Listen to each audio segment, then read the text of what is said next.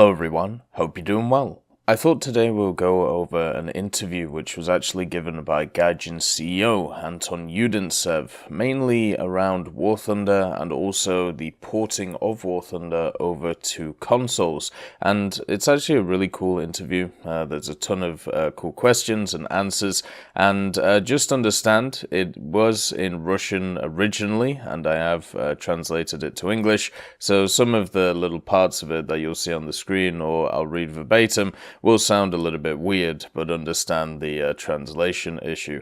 This was first posted on IG Romania, and it's also by Dmitry Kolganov, which is pretty cool. And yeah, we're going to go through each of the questions. I'll give comments and stuff, and enjoy, I suppose, the responses, which I found incredibly fruitful. The first question was, when was the first game you ported to console? And the answer from Anton was, from a distance, the very first was X-Blades, the PlayStation 3 and Xbox 360 version of Oni Blade. It's an anime-themed slasher, and it even took first place in Japanese sale charts in the week of its release. The game IL-2 Sturmovik Birds of Prey we first made for consoles, and then transferred to a PC. And in general, we had a lot of console games, but the two most significant releases are War Thunder on PlayStation 4 and also Enlisted on Xbox Series X S launch line. So yeah, Gaijin has been producing stuff for console for an incredibly long time.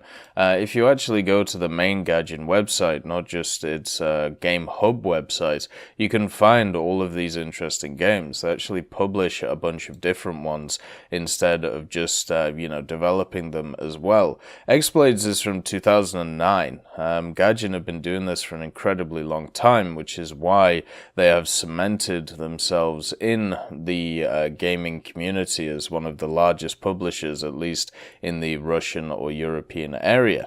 And at the same time, they've been working on stuff such as IL-2 Sturmovik, if you guys didn't know that, and also a bunch of other games as well, not just for PC, but also for consoles. With a track record of that, it's not a surprise that Gaijin are one of the leaders when it comes to cross-platform gaming, and most of their games do have an emphasis on that idea. The second question is pretty much all about procedure. So how does this process take place? Let's start with the bureaucratic side of the issue. How did you get involved with Sony? What procedures do you need to go through to start developing on the PlayStation? And the answer was, now all the information is available at this link, which is basically the PlayStation Partners setup, where the application is submitted. You must provide legal and financial information about the company, corporate IP address, and mailing address, as well as the pitch of the game you intend to make. Then the manager contacts you, and further questions are already resolved in the correspondence. Here, however, it should be borne in mind that although Russia is also in the list of countries on the aforementioned site, it will not work in Russia with dev kits for consoles. This situation was in the PS2 era, and with the PS4 and Xbox One, and also now 2. The fact is that dev kits can only be ordered to the office address in certain countries, for example in the EU countries, and they must physically stay there all the time. You cannot bring them into Russia. Gaijin is a European company, and the developers working with dev kits do not live and work in Russia. Of course, modern consoles are much closer to PCs than their predecessors, so a lot of console technology can be developed without even running a game there, but ultimately it will be necessary to run, check, and debug the code on the dev kit.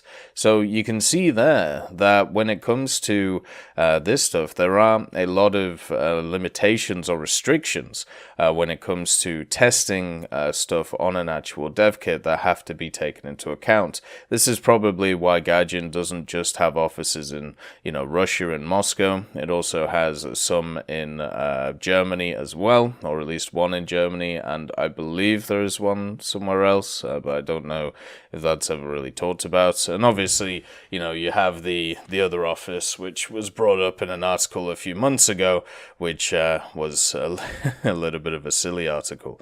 But this one, talking about the fact that there are these restrictions, therefore they're going to have to do things in certain different ways, means that it can be quite annoying, to be honest with you, for a company trying to get this stuff done. But as long as you have, the decent setup for sorting everything out, and since it seems to be getting easier and easier and easier, as said here, to be able to develop for stuff, it shouldn't really be too much of an issue for the team at Gaijin. Hopefully, as going forward, it isn't too hard when it comes to the production of it. It is nice to see War Thunder and other Gaijin games on all of the platforms. And another really good question about the inner workings of this stuff, which is quite nice to know. What is a dev kit, and how is it different from a regular console? And how many dev kits did you get for porting War Thunder? The answer was, roughly speaking, this is a special version of the console where you can upload your code and run it. Standard consoles are simply not designed to run an unsigned version of the game. Usually, but not always, dev kits also have used a eSHIM memory capacity and an optional interface for PC developer.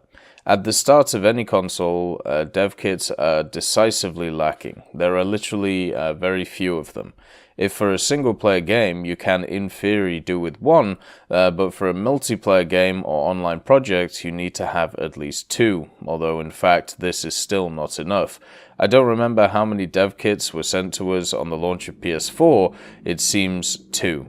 I remember that at some point in a conversation with one of the platform's holders in response to the question of how things are going with preparations for the launch of the new generation, we said a little slow because we have 3 online games in development and there are only 2 dev kits for 3 offices. It slows us down a little, and 2 more were sent to us, so it looks like at least the correspondence is there. But obviously you need more than one, dev kit for a PvP or an online game, because you've got to test both sides of an issue. But it seems like, when it comes to this dev kit idea, it seems pretty simple. It's obviously got to be very close to the standard console, but also at the same time, it's got to have the independence to be able to run different programs on it, which are designed by the developer. I think it's really cool that there are companies that do this, and obviously both sides profit from it. The only issue, of course, is making sure that both sides adhere to their NDAs when it comes to the dev kits themselves. Okay, so what about the technical side? What does porting a game look like to another platform? And the answer obviously comes down to the software involved. So our Daegor engine, on which we make almost all of our games, has been supporting console for a long time, and currently works with all relevant ones, including PlayStation 5, Xbox Series X, S, and also Nintendo Switch, which is actually kind of interesting if you didn't know, just as a little side. I believe Crusade Fawad, Cuisine Royale, has actually been released on Nintendo Switch recently, which is pretty awesome, and it may show that Enlisted and even maybe War Thunder may come to Nintendo Switch as well. But in any case, we had to first implement the support, and after launching for a particular platform, you need to spend a lot of time testing, optimizing, and debugging. If you work on one of the popular and publicly available engines, for example Unity or Unreal Engine, then sometime after the appearance of a new console, its support is usually added there. It is necessary to optimize and test and verify the requirements of the platform holder, of course, but the creators of the engine will do a significant part of the work. So pretty much there's work on both sides, but the people who actually own the engine or make sure that it runs efficiently, the burden is mainly on them. And for Gaijin, that's a good thing, because, well, they run the Daegor engine, they own the Daegor engine, and they're constantly updating it, therefore they can fit it to how they want. This is why it's incredibly important to actually use your own independent stuff. At least when it comes to my work, if I'm using something that I've created, Therefore, it is much easier to use because I don't have to rely on others to be able to modify it to fit what I need it to do. And I'm sure it's pretty much the same when it comes to this style of development. And also another interesting question about the differences between the products. So how much did you have to change the base War Thunder for consoles? Interface, graphics, what did you have to redo? And the answer is, first of all, it was necessary to redesign the interface and controls so that it would be convenient for players to play on a gamepad and in front of a TV.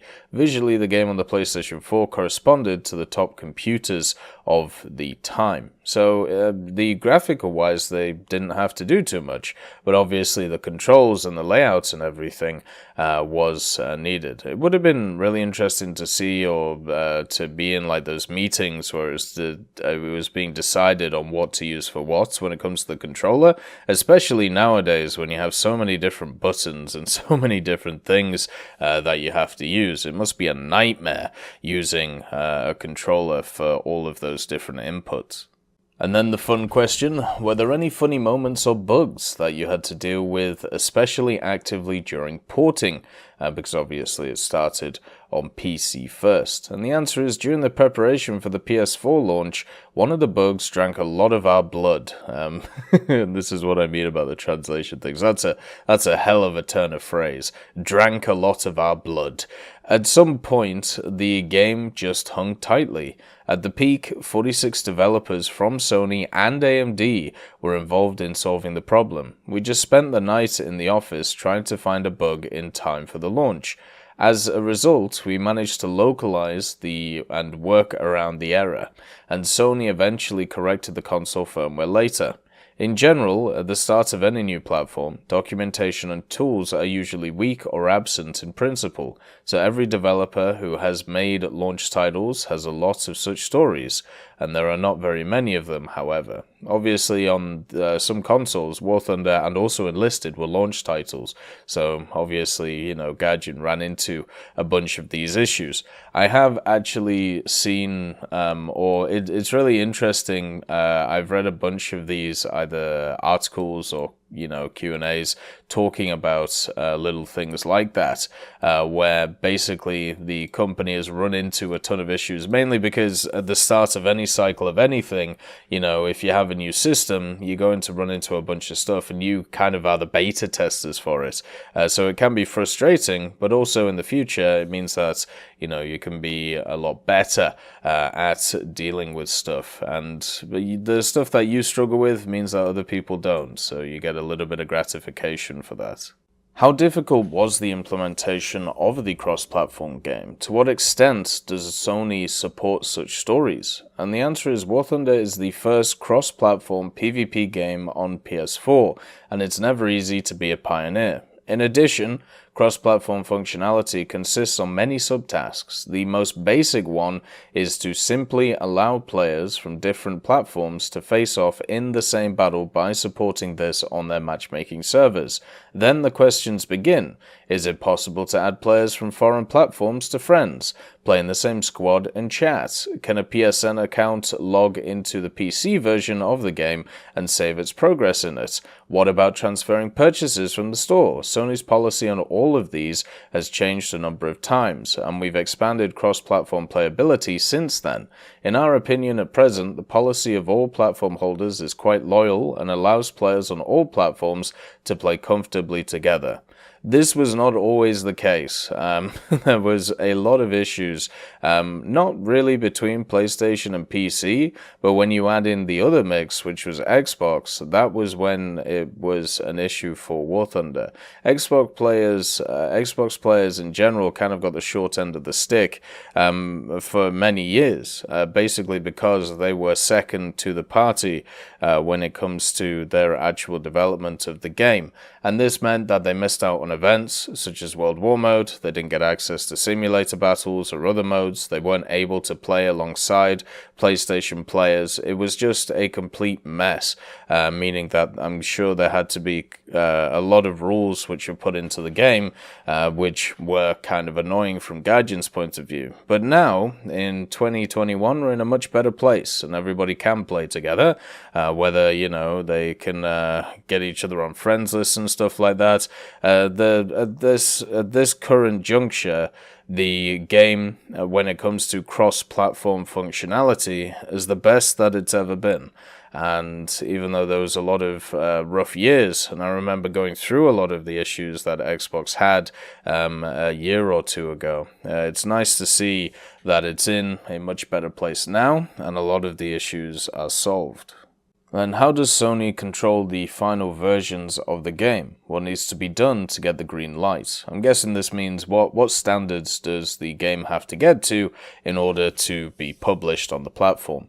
There is a certain set of technical requirements and policies, for example, in-game purchases, etc., that each game must comply with. All of these requirements must be tested by Sony's internal team before release. So that's pretty simple. I wonder if that actually happens as well with stuff such as updates and changelogs and stuff, because there has been a lot of stories when it comes to consoles and the way that War Thunder works, that sometimes stuff gets released because of the fact that there are certain deadlines when it comes to the consoles, and therefore it can be a little bit annoying. I don't know whether that is true or not. I've never actually seen any clarification of that, only with the fact that certain policies such as certain premiums have to be on the stuff like the Xbox Market or the Xbox Store before or 48 hours before release of a product.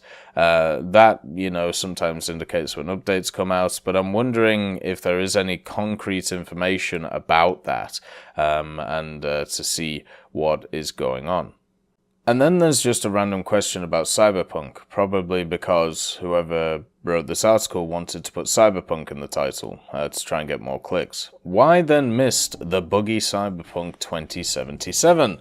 The answer is the question is not for us. We have no information on this matter. Yeah. That should really be it. But he does go on. But you should understand that now, since about the middle of the PS4 era, the requirements for games are strictly formal. Some technical and legal things are checked, such as the use of trademarks, terminology, API. Some of these requirements relate to the quality of the game, for example, loading time, displaying errors, the ability to complete it to the end, and so on.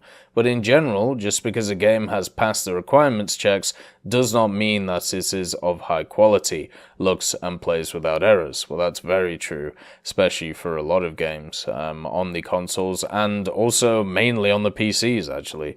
In fact, the current policy of platform holders is a significant change for the better. In the days when the overall quality of the game was checked, this meant that the game could not be missed simply because someone did not like the design. Unfortunately, the NDA does not allow us to name specific platform holders and other details, but we had a situation, even more than once, when after refusing to accept the concept of the game, there was also such a stage of quality control and requirements to make the role-playing system, we sent a link to another game with a similar system, and in response received already "Thank you, the whole office is playing the game, everything is super, approved." Oh, they literally did the switcheroo. They did the, you present like an idea to somebody and they're like, no, that's a terrible idea. And then you get your friend to come over and basically pitch exactly the same idea and they're like, oh, that's wonderful. I can't believe they did that. That's wonderful. Thus, the personal opinion of such people could influence whether a game would be developed at all, regardless of how much other players like it, simply because it did not go to someone through quality control, or even because he would like to see the game different. Eliminating this subjective factor helps creativity and innovation. I 100% agree. But it also has a downside. You can make a project not only better or simply outside of generally accepted standards, but also worse. In general, the task of understanding what a particular player will like should not be solved by the platform holder. Demos, press, and refunds are more appropriate tools to help the user figure out what to spend time and money on. Players should be assisted by consumer protection and informed choice, not by some big brother who knows better what they like best. Well said, Anton. So it's better not to ask why Cyberpunk 2077 was missed. It's probably not even the most glitchy game that has come out on consoles. The right questions are, did you have the opportunity to make a refund, and why the press reviews did not say anything about the problems of playing on consoles of the previous generation. I mean, the main reason why the press reviews didn't say anything about the previous generation is because all the press keys that were sent out for Cyberpunk were for PC. But I'm not sure if that was actually mentioned by the press at the time, and that was a little bit of an issue. But that answer is great for a question. Like, he could have just literally turned around and said, yeah, that's not to do with us, we don't know. But the amount of in-depth he went into there, giving clarification on different things, talking about the fact that opinions were involved before, and now it's much more technicality-wise, and that's obviously much better. Something that Steam did as well recently. Steam actually got lambasted for that, you know, the idea that they removed the quality control stuff. But the main thing is they removed the subjectivity of it and also put the onus much more on the individuals to make their purchasing decisions properly. And I think that, at the end of the day, is a much better way of doing it, instead of having, you know, some subjective opinions on whether something works or something doesn't. Because as we've seen many, many times, even the best industry professionals can be wrong about collective opinion. And then a question developer or publisher is never actually going to answer.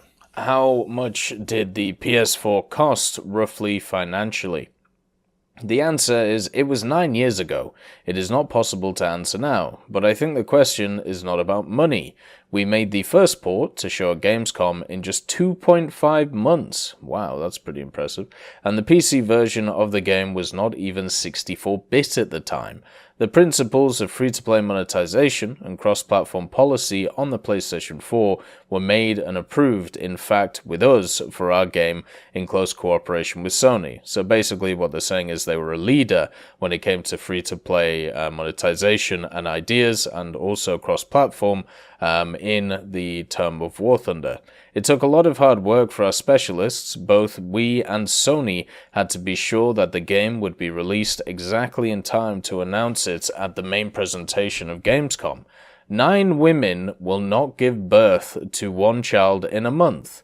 And similarly, no money could speed up such a stressful process. Dedication, determination, organization, and a high technical level are needed.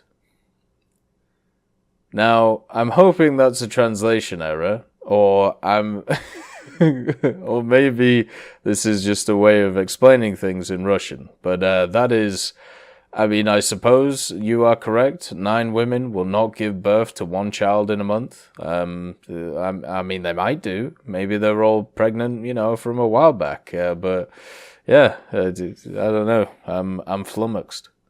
Is Sony able to interfere with the content of the game and ask for something to change? And the answer is, at present, such requests are always related to the aforementioned technical and legal requirements, and not to the content of the game itself.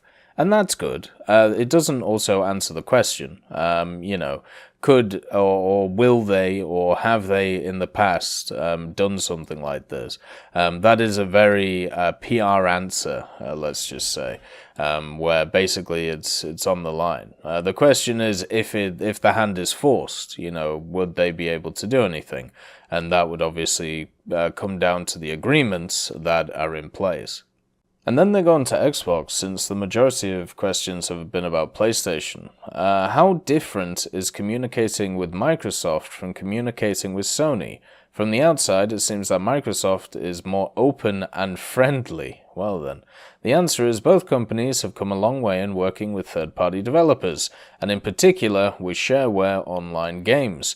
Even in the last generation, it became clear to everyone that projects based on this business model are extremely popular on consoles, including, and the attitude of both platform holders has changed a lot for the better.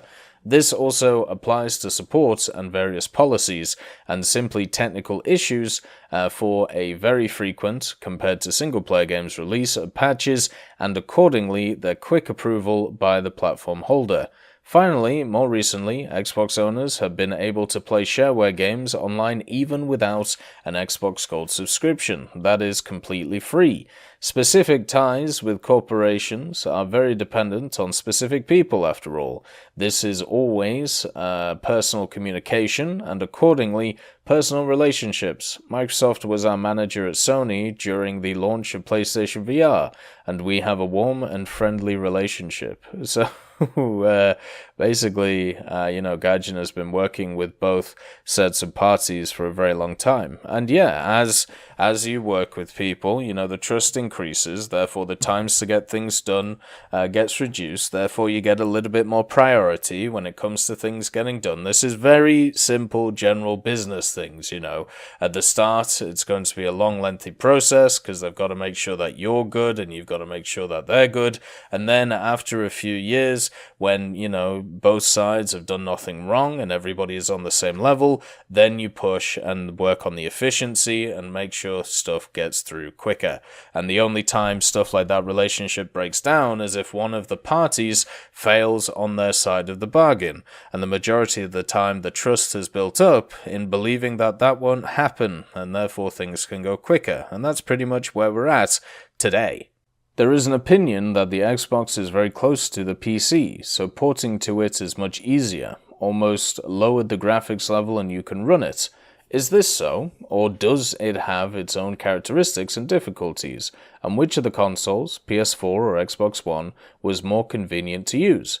The answer is it's not a secret for anyone that PlayStation 4 and Xbox One are in fact system units filled with AMD, custom, but still not much different from similar PC hardware. Each platform has its own nuances, but in general, porting and development is very much easier compared to the PlayStation 3 and Xbox 360 generation. There are, of course, differences: shared memory, direct access to the capabilities of hardware, which allows you to get the maximum results. But the lower you go, low-level programming, when working directly with console resources, and more you use the specific features of the console, the more difficult porting becomes, the further you are from the PC. So the hardware became easy to learn, hard to master. That's a good way of putting it. On the Xbox, the situation is even closer to the PC, since the operating system there is a special version of Windows, and the API is a special version of DirectX. But the Xbox has its own additional complications, even in comparison with the Sony platform. So in general, they are more or less comparable in terms of the difficulty of transferring a game from a PC. So they're basically at the same point. Obviously, everything is going to have its differences and its nuances, but it seems like they've worked it out pretty well when it comes to both sets of consoles. Now this one is a very important question, especially when it comes to games like War Thunder, which have rolling updates. How difficult has cross-platform gameplay been to rolling out patches and also updates? Obviously, in the case of cross-platform server, it is impossible to update only 1 or 2 platforms out of 3, and leave some of them incompatible. Therefore, you need to release patches on all platforms at the same time. However, as mentioned above, both platforms have become much more convenient over the years in terms of releasing urgent patches, and basically there are no problems with synchronizing with the PC version. Well, there you go. Simple as. There's no issues. So since there are no issues, it cannot be blamed for the future, and hopefully that means that there will be no problems going forward, like at least there were a few when it came to the past. What happened when the PS4 Pro and Xbox One X came out? From the PC side, it seemed like it was just a hardware upgrade, like in a computer, and the developers could simply raise the conditional graphics settings from medium to high. Is it so? And the answer is, in general, it is. The main feature of PS4 Pro and Xbox One X is the ability to display images in 4K and enable some additional graphic settings. And in the case of Crusade Fawad, we were able to offer players 2 modes to choose from, 60 FPS in 1080 or 30 FPS in 4K. But it is important to understand that this was not yet considered a new generation, and the developers had to support both versions of the consoles. But in the case of Enlisted, which is only released on PlayStation 5 and Xbox Series SX, we no longer had to seriously limit the possibilities of the game in order to support outdated hardware. So that is probably why Enlisted looks a lot better than, or at least people say that Enlisted looks a lot better than War Thunder, and also stuff like Crusade Fawad, because it's designed for much more modern consoles, so therefore it doesn't have the same limitations as it, which is probably why the lighting system looks so good in that game. You were one of the first companies to bring their products to the next generation with improved graphics. How much has the PS5 and Series device changed? Did the games have to be rebuilt a lot to make them work on the new generation? And the answer is, like the previous generation, these are again system units with AMD hardware, but much more powerful. In general, all changes were expected, so discerning developers prepared for this in advance. At the same time, the Xbox has changed significantly more. So the Xbox has been the one which they've had to modify a lot more, but it seems like, they planned ahead and they were fine. And to be honest with you, it seems to make the most sense when I have a look at it. War Thunder seems to have not really had a ton of issues on the newer versions of stuff like Xbox and PlayStation. The main issue is the older versions where they're pushing the hardware to its limits. And then a follow-up question from that, and what exactly is the Xbox Series so different from its predecessor? And the answer being, well, I'm not sure. That the answer to this question does not fall under the numerous NDAs, so unfortunately, we can't find out. The next question is about some of the new consoles. How efficient is Sony's new SSD? Was the game worth the candle? Or would it be possible to install regular SSDs like Microsoft's? Obviously, the translation is a little bit iffy here. So far, for our purposes, they are just two very fast SSDs, which significantly reduce the load time. The difference in working with them, if any, is minimal, although this may depend on the specific task and features of the game. So, obviously, complimenting them, and also at the same time not really giving an answer, saying that they're comparable.